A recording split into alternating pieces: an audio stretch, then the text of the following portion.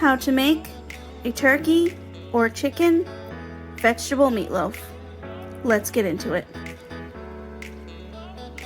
In a large bowl, add 2 pounds of either ground turkey or ground chicken. Add 1 cup of quick oats, not the instant kind. Add 10 ounces of frozen chopped spinach. Make sure it is well thawed and well strained. Make sure to squeeze as much liquid out as possible. Add a handful of shredded carrots. Feel free to buy 1 whole carrot and grate it in if you prefer, if you can't find shredded carrots. Next, add 1 16-ounce bag of frozen peppers and onion mixture. Again, make sure it is well thawed and well drained. If you can't find onion and pepper mixture, you can use 1 whole onion and 1 whole pepper. Just make sure you chop it and dice it into small pieces like this. Pour everything into a larger bowl because you realize the one you were just using wasn't big enough. Crack 2 whole eggs into your mixture.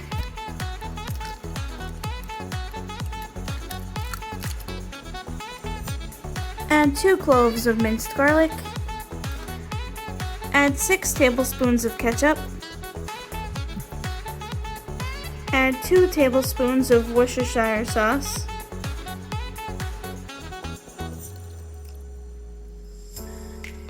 Add 1 teaspoon of Dijon mustard.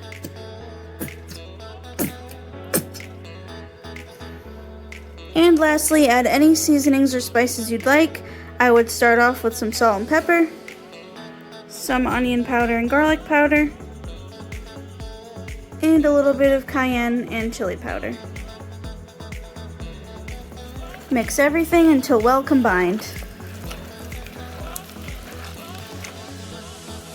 You should definitely do this before you start mixing. I forgot to mention it earlier, but get yourself a baking dish and either spray it with some Pam spray or grease it with some oil or whatever you got. But when your mixture is fully combined and well mixed together, you want to plop it into your pan. Once you've got your chicken into the loaf pan, you want to start forming it into a loaf. Try to make it as even as possible. That way you won't have to worry about one side cooking faster than the other. I'm going to flatten mine out a little bit. Lastly, you just want to take another squirt of ketchup and just make 1 thin, even layer with your hand all over the chicken. Make sure it's in 1 even layer, again, so it's not all glomped together in one spot. And lastly, you just want to bake this off at 350 degrees for about 1 hour and 15 minutes or until the chicken or turkey is no longer pink.